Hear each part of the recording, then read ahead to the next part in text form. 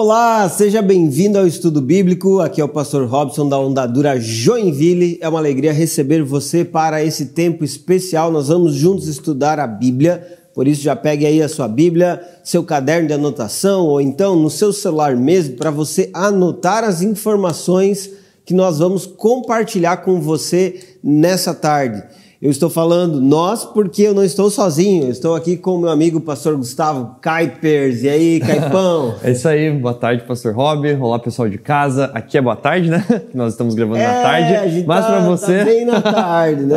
Mas para você que está aí, enfim, qualquer horário nos assistindo... Bom dia, boa tarde ou boa noite. Exatamente, seja aí bem-vindo a esse tempo. Vai ser bom demais hoje nossa conversa, afinal de contas a gente encerra hoje o capítulo 10 de Atos, quase no finalzinho do nosso tema de Atos, né? Não vou dizer exatamente quando que acaba, mas já vou dando um spoiler que está chegando perto do final aí desse nosso bloco, né, em Atos dos Apóstolos. Mas é um texto muito bom, a gente já está aí há 2 semanas no capítulo 10, conversando sobre Cornélio, Pedro, e hoje a gente vai ver o desfecho dessa história, o que essa história nos leva aí, nos ensina. Tenho certeza que vai ser bom demais. Com certeza. Aliás, esses spoilers é só aqui no Estudo Bíblico, Bíblico, no Estudo tá? Bíblico, exatamente. Se você não assiste o Estudo Bíblico, você perde muita coisa. Além do conteúdo, spoiler, né, Exato. Gustavo? Porque a gente já está há vários meses, né, em Atos, acho que há uns 4, 5 meses quase, né? Exatamente. Um tempão.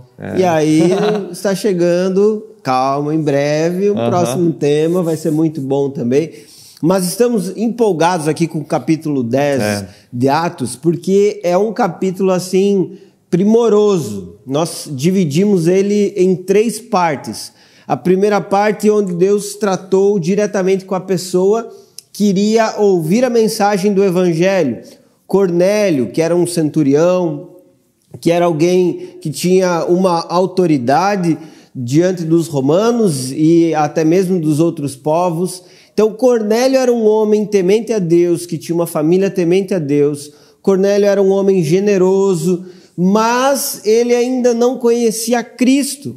Esse homem teve uma experiência extraordinária, onde um anjo falou diretamente com ele no momento em que ele estava falando com Deus, estava orando. E esse anjo, então, lhe mostrou algo, dizendo que era necessário ir até Pedro e trazer Pedro para entregar uma mensagem a ele. Então, a primeira parte do capítulo 10 fala sobre aquele que queria ouvir a mensagem, o destinatário da mensagem.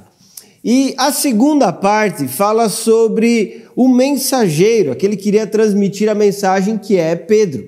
Pedro estava em Jope, e lá em Jope, então, ele teve um êxtase, uma visão, quando ele estava em oração. A diferença só é que a oração do Cornélio aconteceu às 3 da tarde e a do Pedro aconteceu perto do meio-dia. Se foi no mesmo dia, o texto não relata. O que nós sabemos é que essa visão que Pedro teve... Aliás, sabemos que não foi no mesmo dia, né? Porque quando ele terminou a visão de Pedro... os mensageiros chegaram na casa dele, né? Então não foi no mesmo dia. Pronto, já está esclarecido aqui. Mas olha que interessante.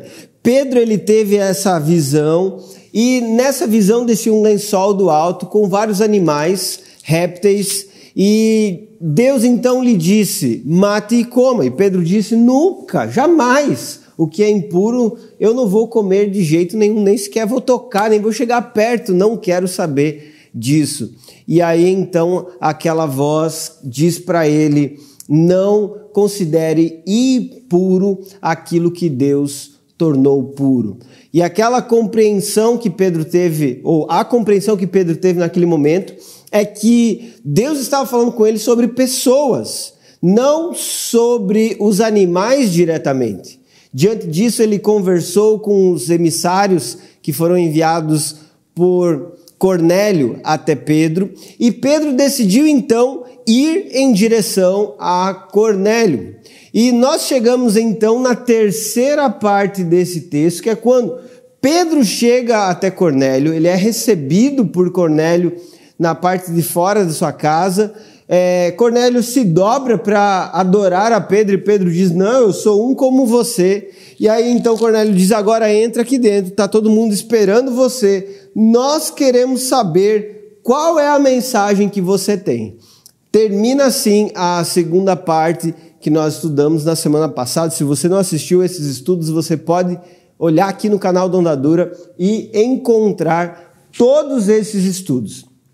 Qual é a terceira parte? O momento em que a mensagem é entregada, ou é entregue. É o momento em que há a proclamação de Pedro.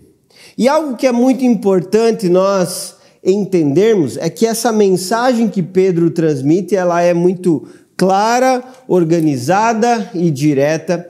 E eu quero chamar a sua atenção, então, para esse texto de Atos, capítulo 10, versículo 34. Mas, antes de nós propriamente lermos o texto e explicarmos a proclamação de Pedro, eu quero fazer aquela pergunta costumeira. Uma pergunta que nos mostra, de maneira geral, aquilo que vamos aprender sobre esse texto. Por que Deus não faz acepção de pessoas? Aqui nós temos uma pergunta que, por vezes, levanta algumas polêmicas, porque algumas pessoas elas dizem assim, não, Deus ele faz acepção de pessoas, olha, fulano, olha a vida que ele tem, olha as circunstâncias que ele vive. Ainda, algumas pessoas olham para outras pessoas e dizem, olha, é favorito de Deus, é alguém que foi ajudado de uma forma especial. Outros ainda se enxergam como sendo favoritos por aquilo que vivem na sua fé. E aqui nós precisamos então entender aquilo que Pedro transmite através desse discurso. Porque Deus não faz acepção de pessoas, é uma das respostas que nós vamos dar a você através desse estudo bíblico. Então preste atenção, Atos 10, versículo 34, olha o que diz o texto da palavra de Deus. Então Pedro respondeu, vejo claramente que Deus não mostra nenhum favoritismo. Em todas as nações, ele aceita aqueles que o temem e fazem o que é certo. Esta é a mensagem de boas novas para o povo de Israel. A paz com Deus, por meio de Jesus Cristo, que é Senhor de todos. Vocês sabem o que aconteceu em toda a Judéia, começando na Galileia, depois do batismo que João proclamou. Sabem também que Deus ungiu Jesus de Nazaré com o Espírito Santo e com poder.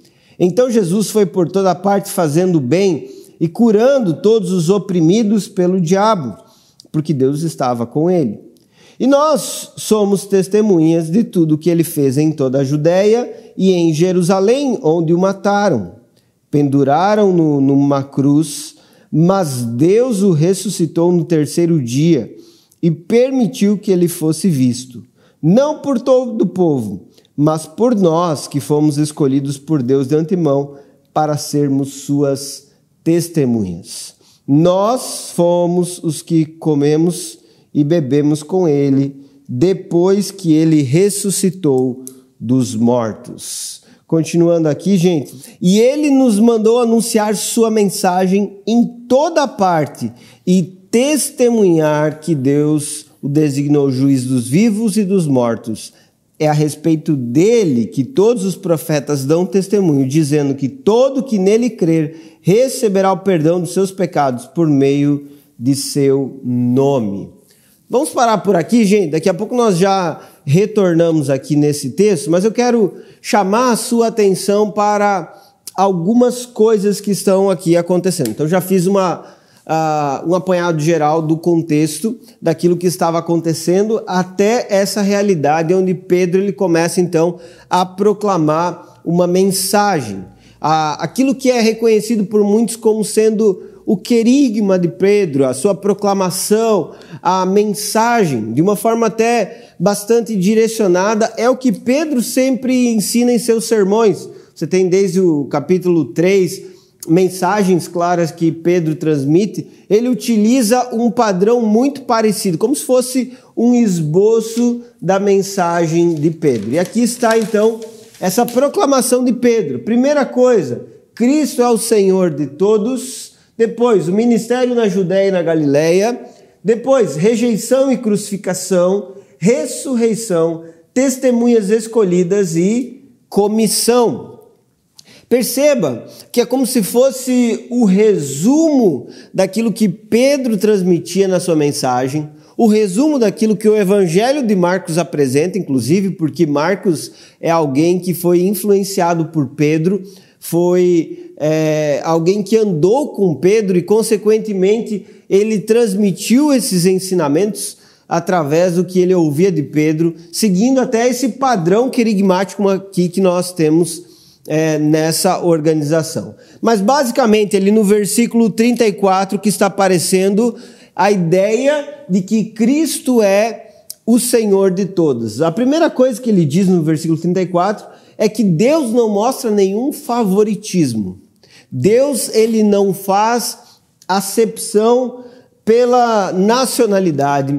Deus, ele não faz acepção pelo histórico daquela pessoa, pela condição social. Em todas as nações, ele aceita aqueles que o temem e fazem o que é certo. Ou seja, Deus não despreza a nação X, Y. Deus não despreza aqueles que têm uma cor negra, branca, enfim, pela situação da pessoa, pelo passado daquela pessoa. Ele não os despreza mostrando favoritismo a um e outro por aquilo que possuem. Diante disso que nós aprendemos que o Deus verdadeiro, ele não estabelece para si um povo que está sendo distinguido de acordo com a sua raça. Por exemplo, nos nossos dias, muitos desprezam aqueles que têm uma raça diferente da sua, aqueles que têm uma família diferente da sua, um sobrenome diferente do seu, aqueles que não têm sangue azul como eles têm, enfim, muitas pessoas desprezam de acordo com a nacionalidade. Porém, Deus, ele não tem esse favoritismo. E o que fica muito evidente é que se o povo de Israel foi separado por Deus como sendo o seu povo para transmitir a sua mensagem, ainda assim, esse Deus, ele não torna esse povo como sendo o único alvo do seu amor, graça e favor. Você já vê isso no Antigo Testamento, não é só no Novo Testamento. Mas aqui no Novo Testamento, e especialmente a partir de Atos, onde você tem o desenvolvimento da igreja, isso fica mais claro, evidente. É como se fosse rasgar e apresentar isso claramente diante de todos. Olha, Deus não despreza outros povos. E aqui também você rompe com aquela ideia de que o povo de Israel, por exemplo, se tornou alguém que somente ele pode receber o favor de Deus. Isso fica muito claro que não é a realidade. Gustavo, algo para acrescentar até aqui? Então, acho muito interessante esse conceito, porque inclusive você ressaltou, né? Não é presente apenas no Novo Testamento. Porém, no Novo Testamento isso se torna muito claro, não claro de uma maneira direta, como, enfim, da noite para o dia, do nada, todo mundo começou a entender bem isso, tanto que no desenvolvimento desse texto a gente vai ver até uma... Beleza, era para falar para os gentios, mas será que é uma fala de um envolvimento total deles com o povo? Não é? Enfim. Mas qual que é o chamado do povo de Deus no Antigo Testamento? Ele é um povo separado? Ele é o povo escolhido? Sim. Mas o chamado do povo de Deus é para que eles fossem bênção para todas as famílias da terra. Ou seja, o propósito de Deus já era de que todas as famílias da terra fossem por ele abençoado através do povo escolhido do povo de Israel. E não de que a bênção terminasse no povo de Israel ou terminasse no povo escolhido de alguma maneira. Não é isso. Então, é bem interessante que essa fala aqui e essa conclusão inicial de Pedro, já no anúncio da mensagem do Evangelho, ou melhor, antes de ele anunciar a mensagem do Evangelho, a consideração que ele faz na sua fala a gentios, a não-judeus, é exatamente a aplicação prática da visão que ele teve e que nós vimos na semana passada. Na semana passada nós vimos a visão dele, onde Deus tornou puro aquilo que era impuro, e aqui então ele entende que isso diz respeito também a um avanço da mensagem do Evangelho, a um avanço do povo de Deus, não só apenas para os judeus, para o povo de Israel, mas também para todos os povos da terra, de todas as culturas, de todas as línguas, de todas as nações. E dessa maneira então a gente percebe que essa conclusão inicial de Pedro, essa fala dele introdutória, para o seu discurso, para a sua pregação, já é uma aplicação prática da visão que ele teve, já diz respeito a isso. Porém, isso vai se desenvolver com muito mais clareza daqui em diante. A gente vai ver que outros discípulos judeus vão ser confrontados com isso. A gente vai ver que os outros apóstolos vão precisar entender isso. Mais à frente no livro de Atos vai ter debates ainda mais acalorados sobre essa questão de judeus, gentios, enfim. Mas olha que interessante, chega um dado momento do desenvolvimento da igreja primitiva em que isso é um consenso no discurso apostólico. Tanto que até queria citar uma fala do apóstolo Paulo lá em Romanos capítulo 10, versículo 11, que ele diz assim: como dizem as Escrituras, e aqui ele está citando o Antigo Testamento. Paulo está citando o Antigo Testamento para aplicar essa realidade da bênção a todos e de que não há distinção. Ele fala assim: como dizem as Escrituras, quem confiar nele jamais será envergonhado.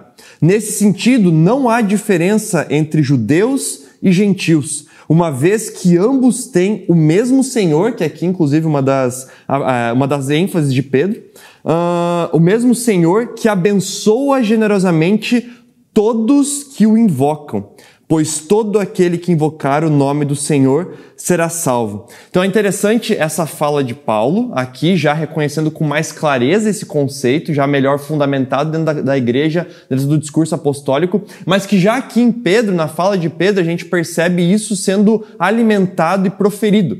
E aí vem uma outra pergunta que a gente poderia fazer, Beleza, então se Deus não tem favoritos, se Deus não, enfim, abençoa mais aqueles que Ele mais ama, mais gosta ou está mais junto, então quer dizer que todo mundo vai estar salvo de alguma maneira, que todo mundo vai encontrar essa mesma graça, que todo mundo vai para o céu igual e que está tudo resolvido agora, já que tudo aquilo que era impuro está puro? Como é que é essa bagunça agora? Como é que fica isso? Como é que a gente resolve isso? Interessante perceber que no próprio texto há essa ênfase. Aquele que invocar o nome do Senhor, aquele que viver de acordo com o Senhor, temente ao Senhor, aquele que buscar ao Senhor, é sempre um conceito de que, beleza, não há uma acepção de pessoas, não há aqueles que são os favoritos de Deus, mas há sim uma realidade de diferenciação entre aqueles que buscam ao Senhor e encontram dessa maneira a salvação no próprio Deus. É exatamente isso, e inclusive o versículo 35 aborda, nas falas de Pedro, como esse Deus, ele recebe pessoas que o temem e fazem o que é justo. E alguns até usam isso para dizer, olha, mas é salvação por obras. Mas não, a ênfase de Pedro ali não está numa salvação por obras, e sim na consequência daquele que é salvo, na vida daquele que é salvo. De todas as nações, ele aceita pessoas que vão, após isso, viver o que é certo, temendo a Deus, fazendo aquilo que é justo, exatamente porque são alcançados por esse Deus, porque eles são abraçados, porque eles são amados, porque eles não são preteridos, é que eles podem então temer e fazer aquilo que é certo. E o versículo 36, ainda eu chamo sua atenção, porque está dentro desse tópico da proclamação, ele diz que essa é a mensagem de boas novas para o povo de Israel. Primeiramente, essa mensagem chegou a quem? Aos judeus. E o próprio Jesus deixou isso claro no seu ministério terreno. E aí, então, qual é a mensagem? A paz com Deus por meio de Jesus Cristo, que é Senhor de todos. A paz com Deus por meio de Cristo Jesus, ou seja, Jesus ele é o mediador, ele é esse instrumento para que a paz com Deus aconteça para todos. Portanto, essa mensagem de Pedro é muito clara e enfática. A paz no relacionamento com Deus, que é a primeira coisa resolvida e é expressa no discurso de Pedro, está relacionada à obra de Cristo Jesus. Então, no versículo 37 vem o ministério na Judéia e na Galileia, porque ele menciona claramente que Jesus passou por esses lugares depois que João proclamou. Proclamou o quê? João falou sobre ele. João anunciou que ele era o Cordeiro de Deus que tira o pecado do mundo. E algo interessante no versículo 38, sabem também que Deus ungiu Jesus de Nazaré com o Espírito Santo e com poder. Está fazendo uma referência ao batismo que aconteceu em João, e nesse batismo houve a descida do Espírito Santo em forma de pomba sobre Jesus, e então ele foi ungido para cumprir o seu ministério. O que é essa unção? É a capacitação do Pai para cumprimento de uma missão, de uma forma clara, cumprindo até mesmo esse princípio que o próprio Deus estabeleceu. Jesus, ele passou por esse processo desde o batismo até mesmo essa descida do Espírito Santo de uma forma clara, como um homem, sendo ele 100% Deus e 100% homem, ele passou por essa realidade e a partir disso, Jesus começou a curar os enfermos, curar os oprimidos pelo diabo, também estava sendo guiado por Deus, diz o texto que Deus estava com ele. Então, você tem um ministério que envolve o cumprimento da missão de Deus, que Jesus realizou aqui na terra, de uma maneira clara, nos lugares onde Deus queria que ele estivesse.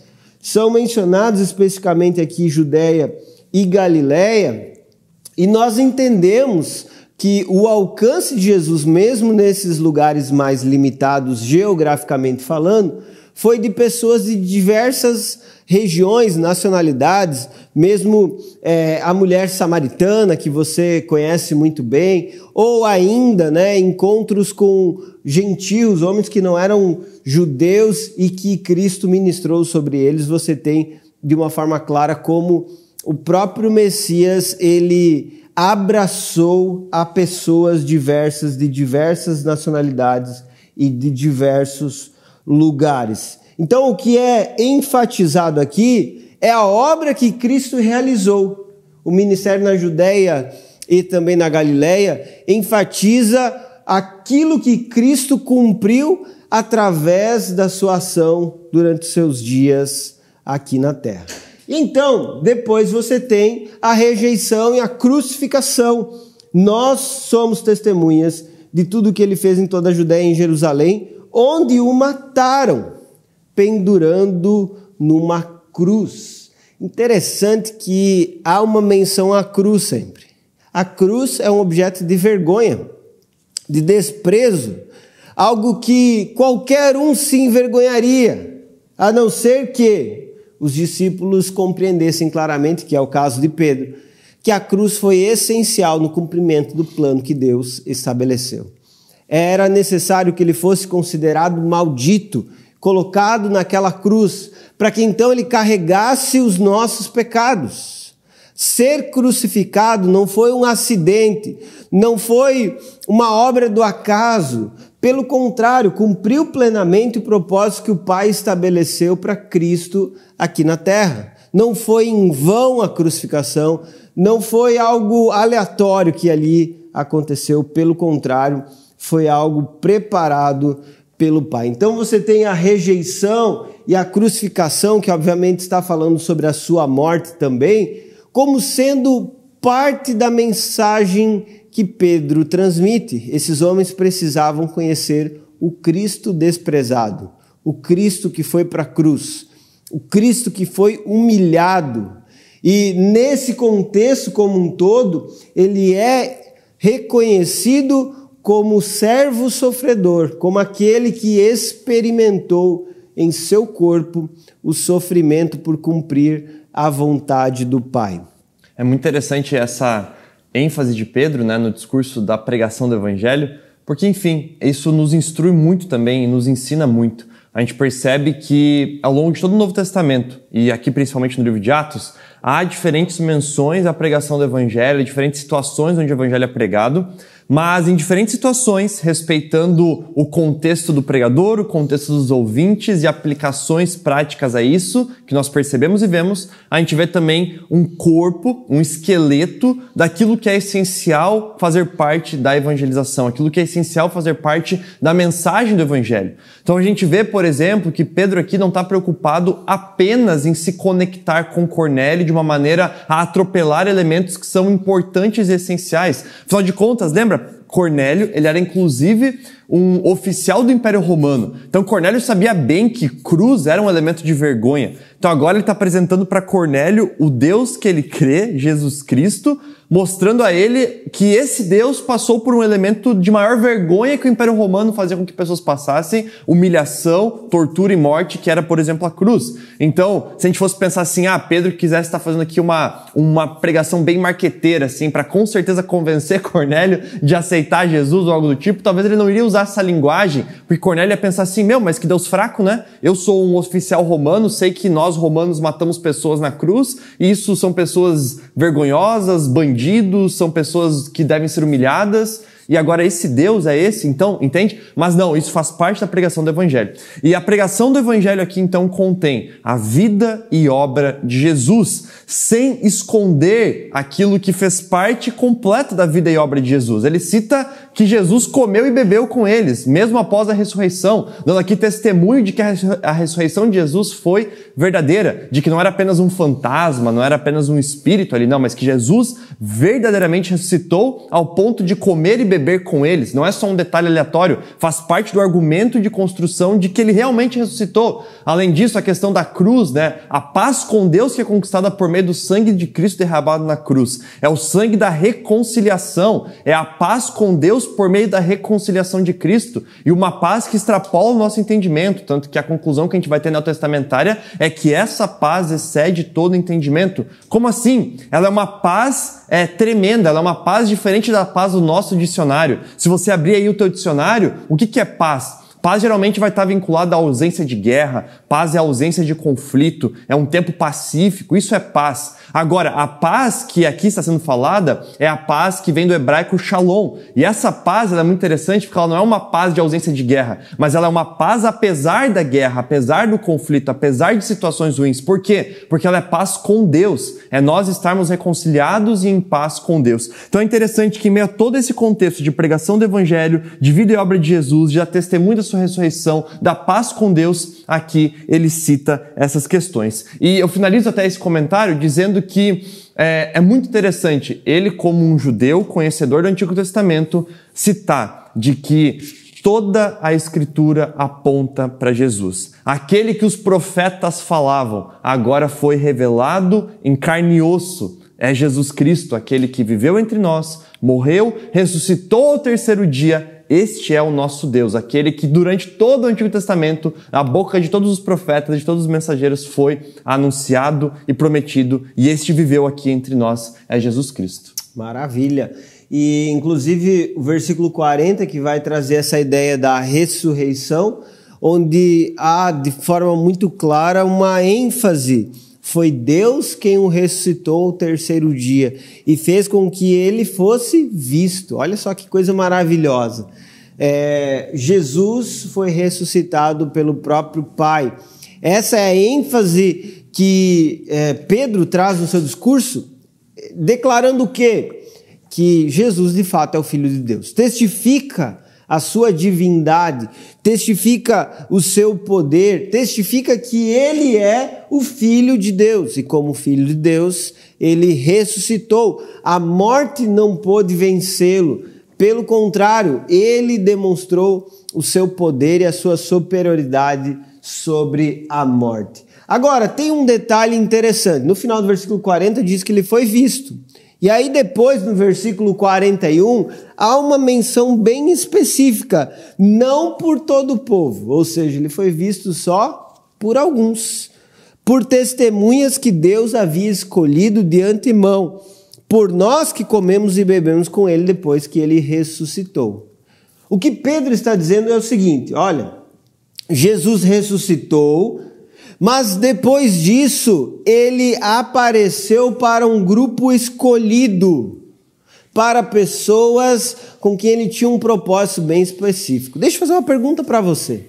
Se você fosse Deus e visse o seu filho ser morto numa cruz, desprezado, humilhado, Pôncio Pilatos desprezando Jesus, uma multidão desprezando Jesus, sacerdotes, líderes religiosos desprezando Jesus, como você faria a ressurreição dele? Uma ressurreição apoteótica, grandiosa, diante de todos, saindo no meio de Jerusalém, voando e aparecendo diante das pessoas.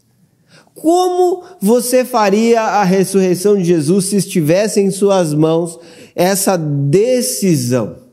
Pois bem, o Pai decidiu que ele iria aparecer para algumas pessoas. Algumas mulheres que eram suas discípulas, seguidoras, alguns homens que estavam caminhando com ele, mesmo que estes estivessem incrédulos, cheios de dúvida, Jesus decide focar nesses homens, e o período que ele esteve entre a sua ressurreição e a sua subida aos céus, ele destinou a caminhar com esses homens, a estar perto deles, como Pedro faz a menção aqui, a comer junto com eles, para demonstrar que ele estava muito próximo, exatamente para que esses homens entendessem o seguinte: quem vai anunciar a ressurreição são vocês. É a mensagem que vocês carregam que é poderosa. Vocês não precisam levar o Cristo ressurreto fisicamente para que essas pessoas vejam. Elas precisam ouvir essa mensagem e crer. E bem-aventurados os que ouviram e creram e não precisaram ver para crer. Mais que felizes são aqueles que ouvem essa mensagem. Eu penso, meus irmãos, que Deus poderia ter mudado o cenário de Jerusalém. Poderia ter feito uma reviravolta em Jerusalém. Como?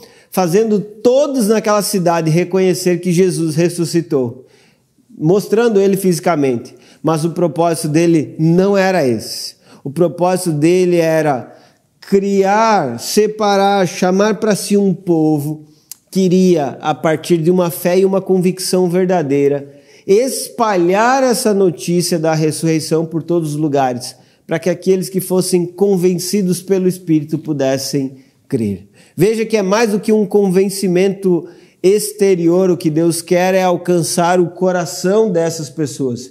E por isso acontece essa comissão no versículo 42, onde ele mandou anunciar a sua mensagem em toda parte, reconhecendo que Deus o designou como juiz dos vivos e dos mortos. Qual é a mensagem que os apóstolos deveriam transmitir e que hoje nós, como igreja, devemos carregar? Jesus ressuscitou ao terceiro dia. Ele foi colocado como Senhor, juiz dos vivos e dos mortos. E todo aquele que nele crê será salvo. Perceba que essa é a mensagem que foi transmitida pelos apóstolos e é a mensagem que nós hoje precisamos também transmitir. É muito bom porque, enfim, isso ressoa até o início, né, de Atos e já o propósito de Jesus com seus discípulos. Ele escolheu um povo para que esse povo anunciasse a sua mensagem e passasse os seus ensinamentos adiante, né? Contasse uns aos outros. Não é à toa que é essa maneira que ele escolheu de salvar pessoas. Poderia ser através de, enfim, Deus ter feito um videozinho assim, né, de Jesus ressuscitando, deixar gravado para todo mundo, e aí para mostrar para cada ser humano e perguntar, crê ou não crê nisso, algo do tipo. Mas não foi isso que escolheu, não tem nada a ver com isso o que Deus fez. Deus escolheu um povo para que esse povo desse continuidade à obra de Cristo aqui na terra, enquanto testemunha de Cristo, por meio do poder do Espírito, indo por todo mundo pregar o Evangelho. E talvez até aqui alguns ainda discípulos judeus, como a gente vai ver aqui na sequência, pensassem ou imaginassem que isso implicava em tornar pessoas, esses gentios ou outras pessoas, em judeus também. E agora a gente vai ver que não é isso. Na verdade, a gente vai ver que esse anúncio da mensagem do Evangelho impacta em salvação, impacta em poder, impacta em graça, porque, afinal de contas, desde ali do início, né, que nós já vimos em Atos, Deus derramou poder e autoridade sobre o seu povo para que fossem testemunhas em Jerusalém, Judeia, Samaria e até os confins da terra. Só que isso é para quê? Para anunciar a Cristo e fazer discípulos de Cristo, e não ser testemunhas, enfim, da religião judaica ou algo do tipo, fazendo agora prosélitos para a fé. Então agora, isso que é muito importante desse capítulo 10, que vai se finalizar no nosso estudo bíblico de hoje. Essa quebra de uma bolha religiosa e essa ampliação agora de visão, significado e propósito da propagação do Evangelho. Tanto que nós vamos ver em muitas das cidades do Império Romano uma percepção de que no início a igreja era majoritariamente formada por judeus. É isso que acontece lá, enfim, desde o início de Atos, mas que há um momento, um ponto da história onde isso começa a transicionar. Óbvio que o evangelho deve continuar sendo pregado a judeus, a pessoas de sangue israelita, isso com certeza deve continuar. Agora, qual que é o ponto? Chegou um momento ali onde que eles entenderam que essa missão não era sobre tornar pessoas judeus, não era sobre isso, mas era sobre anunciar a Jesus e, dentro desse contexto, trazer pessoas para o povo de Deus, o que traz uma ampliação ainda da própria contexto da igreja, né? É isso mesmo. E olha só como continua o versículo 44. Olhe para a sua Bíblia o que diz. Enquanto Pedro ainda falava, ou seja, ele foi interrompido. Por quem? Pelo Espírito Santo. O Espírito Santo desceu sobre todos que ouviam a mensagem. Os discípulos judeus que acompanhavam Pedro ficaram admirados de que o dom do Espírito Santo também fosse derramado sobre os gentios, pois os ouviram falar em outras línguas e louvar a Deus. Pedro perguntou: pode alguém se opor a que eles sejam batizados agora? Pode alguém se opor a que eles sejam batizados agora que, como nós, também receberam o Espírito Santo? Então ordenou que fossem batizados em nome de Jesus Cristo. Depois pediram que Pedro ficasse com eles alguns dias. Olha que coisa maravilhosa, gente. Até coloquei aqui. É o chamado Pentecoste gentílico. É isso aí, gente. Nós já vamos explicar para vocês. Tenham calma. Mas olha que interessante, né? Pedro ele estava na conclusão do seu sermão, falando: olha, quem receber a Cristo e crer em Cristo será perdoado dos seus pecados. E quando ele estava mencionando essa realidade, enquanto Pedro ainda estava falando, o Espírito Santo desceu sobre todos que ouviam a mensagem. Primeira coisa que você tem bastante claro aqui, assim como aconteceu lá em Pentecostes, é o de repente, é aquela ação repentina de Deus, onde você percebe que Deus, como o Senhor da história, ele não precisa pedir licença para entrar no lugar, ele não precisa ser chamado para dominar ou controlar um ambiente. Ele é Senhor e ele realizou isso para a sua glória. Quando a mensagem tinha sido transmitida e quando todos ali já tinham compreendido o que era necessário, afinal de contas, a forma como Deus age começa por um convencimento racional e uma compreensão de quem ele é, da sua vontade, dos seus propósitos. Então, quando havia clareza sobre quem Deus é, a ação do Espírito Santo sobrenatural aconteceu naquele lugar. O descer sobre eles é uma forma que Lucas encontra para narrar as intervenções sobrenaturais do Espírito Santo que não são controladas pelos homens. Ele decidiu descer. E isso, inclusive, faz uma menção ao alto, lembrando, inclusive, de Isaías, onde o profeta clama: ah, se rompesses os céus e descesses.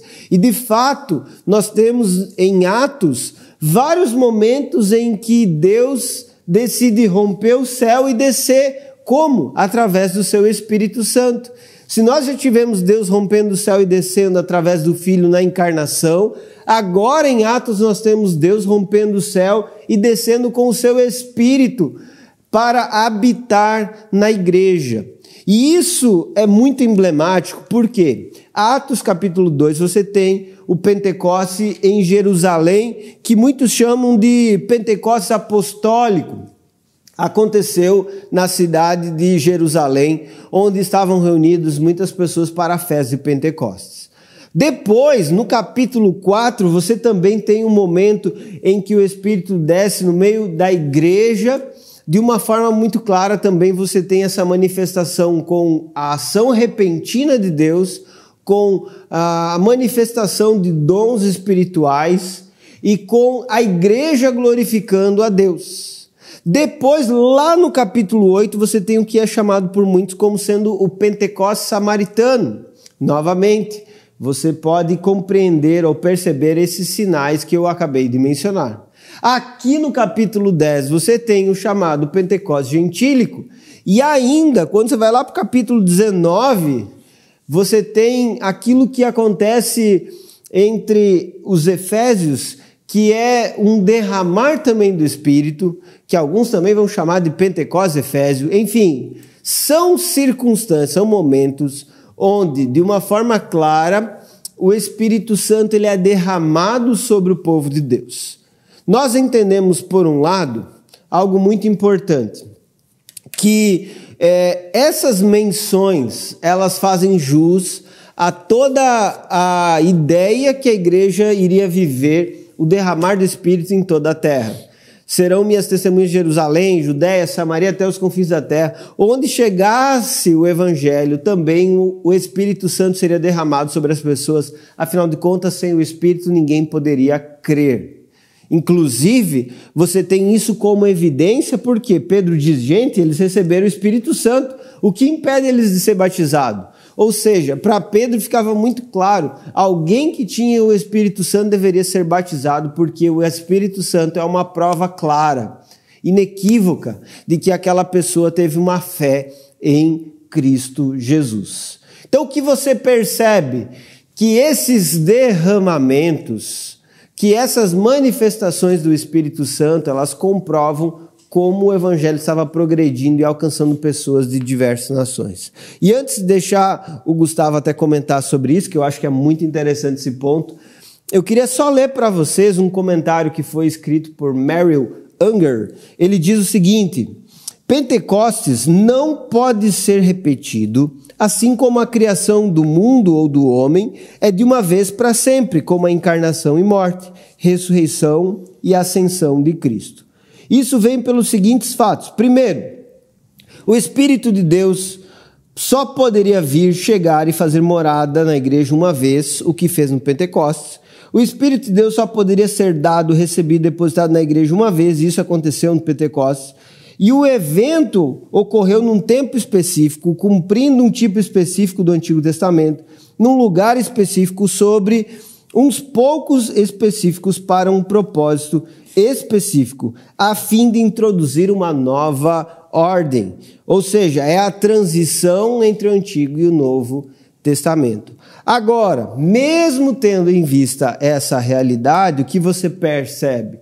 Esses sucessivos derramamentos do Espírito e manifestações que Lucas narra por todo o livro de Atos só deixam claro que o Espírito Santo não está preso e enjaulado e não está impossibilitado de realizar obras sobrenaturais, extraordinárias, que inclusive são visíveis e perceptíveis. Pelo contrário, ele continua realizando isso para testificar a mensagem que é proclamada pela igreja. E é interessante que, olhando para o propósito de Deus e para a forma como Deus faz as coisas, a gente já se questionou em alguns estudos, né? Tá, mas por que se Deus falou com tal pessoa por um anjo, já não falou a conversa inteira, né? Por que se ele falou com o anjo de que ele ia precisar ouvir a mensagem do evangelho através de um homem, por que o anjo já não pregou o evangelho? Ou então, por que se Deus deu uma visão, falou através do Espírito, deu a visão através de um sonho, por que ali já não estava tudo? Por que não envolveu essa dimensão de homens, pessoas pregando a outras pessoas? Porque Deus quis assim, que através dos seres humanos o evangelho fosse propagado, pregado. Mas o poder do convencimento desse evangelho, o poder da salvação não está nos seres humanos. Nós somos instrumentos de propagação disso, mas não somos nós também aquele que detém o poder final sobre isso, mas o próprio Deus através do seu Espírito. Então, inclusive agora, cumprindo-se a vontade de Deus, de Pedro pregar o evangelho a Cornélio e a outras pessoas que ali estavam, é também o Espírito Santo aquele que sela essa pregação. É também o Espírito Santo aquele que marca o coração dessas pessoas, converte essas pessoas e transforma essas pessoas. E aqui tem diversos detalhes interessantes, né? É interessante, por exemplo, perceber o espanto, o assombro dos discípulos judeus que caminhavam com Pedro, porque Pedro até então tinha discípulos cristãos que eram judeus, que faziam parte já do povo da aliança, do povo do Antigo Testamento, do povo de Israel. E esse espanto deles vem de uma maneira muito natural, afinal de contas, quem que tinha tido a visão sobre puro e impuro? Era Pedro e não os discípulos, não as outras pessoas. Apenas Pedro teve essa visão. Então era natural que outros que não tinham tido essa visão, não haviam tido ainda um aprofundamento nesse conhecimento, nessa realidade, se assustassem com isso. Do tipo, não somos nós os favoritos que recebemos o Espírito, agora também o Espírito é dado a outros podem experimentar desse Espírito, desse preenchimento do Espírito. Isso é testado de maneira muito clara, né? Porque ali é falado sobre o falar em línguas, sobre falar em outros idiomas, sobre também o louvar a Deus, o adorar a Deus. Esse ato de adoração, de elogio ao Senhor também aqui é ressaltado. Então, é muito interessante essa ficha cair agora para os outros discípulos judeus, que não Pedro, que não tinham tido a mesma visão que Pedro. E a ficha cai nesse sentido, olha, o dom do Espírito lá que foi derramado sobre nós em Atos 2 não é só para nós, não é só para judeus, mas é também para pessoas, enfim, que não são judeus, que são gentios, né? Isso aqui é muito interessante também de nós percebermos. Junto com isso, vem um outro espanto, que é o espanto dentro do contexto do batismo. Afinal de contas, olha só que interessante, todo aquele que creu deve ser batizado. E isso aqui não é uma regra religiosa, isso aqui não é uma magia, não é nada nesse sentido, e não quer dizer que se não for vai para o inferno e está tudo lascado, não. Mas perceba, e o que está por trás disso? Está por trás do batismo justamente esse testemunho visível, essa proclamação visível diante de outros, da fé e da graça que já o regenerou, que já o salvou, que já o transformou, que já converteu o seu coração. Ou seja, todo aquele que foi encontrado por Cristo, como aqui agora os gentios, devem também ser batizados. Isso gera um novo espanto também a esses discípulos judeus. E esse espanto, ele tem, aqui lastro, ele tem origem também numa questão de tipo assim, olha, beleza, nós, povo de Deus, povo da aliança, seguimos já dia após dia, durante a nossa vida, as leis de Deus, a vontade de Deus, a revelação de Deus, e então agora cremos em Cristo e fomos batizados. Mas e estes que nunca tiveram contato nenhum, também podem ser agora batizados, também já podem estar desfrutando disso. E desfrutar disso é o quê? Não só dessa graça invisível que agora é testemunhada de maneira visível, mas testemunhar também da própria comunhão, da própria vida de igreja, do próprio estar junto, do próprio caminhar junto. Não é à toa que provavelmente uma das intenções do convite de Cornélio para que Pedro permaneça na sua casa é também quase que um convite assim, é óbvio, né? Não é isso que ele está dizendo ali no texto de maneira clara, mas é quase que um convite do viver igreja, do caminhar em discipulado, do estar junto mais um tempo, do entender como caminhar agora nessa fé que o alcançou através agora do próprio Pedro. Mas é interessante perceber como Deus escolhe, né? Usou um ser humano, mas ainda assim o que convenceu e o que atestou foi o Espírito Santo, e isso quebrou as pernas de outros seres humanos que já eram crentes, porque os revelou de que, olha, não é nós os favoritos, por mais que a gente que trouxe a mensagem, mas não é a gente, é eles também, é todo mundo junto agora, então deve ser batizado, deve ser cheio do Espírito e devemos viver, enfim, essa comunhão dessa igreja que extrapola todos os povos, inclusive o nosso povo, né? Aleluia. Espero que você esteja empolgado, assim como o Gustavo também ficou empolgado explicando isso, né? É maravilhoso mesmo, cara. Muito bom mesmo. E quando nós temos essa compreensão desse ato soberano de Deus em realizar isso, né? Porque todo o capítulo 10 é Deus conduzindo essa história. É anjo, é visão, é sinais, é Deus conduzindo tudo para que, no final das contas, o nome dele seja glorificado. E aí você vê de uma maneira bem sumarizada aqui o que aconteceu. Algo repentino, que foi essa descida do Espírito, ou cair do Espírito, algumas versões colocam dessa forma. também os sinais de que o Espírito estava entre eles, nesse caso, porque viram eles falando em línguas e eles lembraram, obviamente, que eles falaram em línguas lá em Jerusalém. Então essa já era uma experiência da igreja e eles, uau! Os gentios também estão experimentando isso é incrível. Diante disso, o louvor a Deus, que é o reconhecimento de quem Deus é, quando os seus atos acontecem. Posteriormente, Pedro chamando ao batismo. Gente, o Espírito Santo desceu, fez tudo isso. Não tem como a gente fugir. Eles têm que se batizar também, eles têm que participar. E o chamado à comunhão, aquilo que o Gustavo até mencionou como sendo discipulado, eu entendo realmente como sendo um chamado à comunhão. Pedro, fica aqui alguns dias, a gente não quer que você saia daqui. Porque imagine o que foi esse dia, o que foi essa tarde que Pedro chegou lá e compartilhou com eles. Foi maravilhosa. Foi um tempo muito especial e eles quiseram manter comunhão. Tudo isso, se você olhar para Atos capítulo 2, você vai encontrar isso acontecendo da mesma forma em Jerusalém. E Deus aqui está repetindo para que o seu povo entenda que ele derrama seu Espírito segundo lhe apraz, a quem lhe apraz.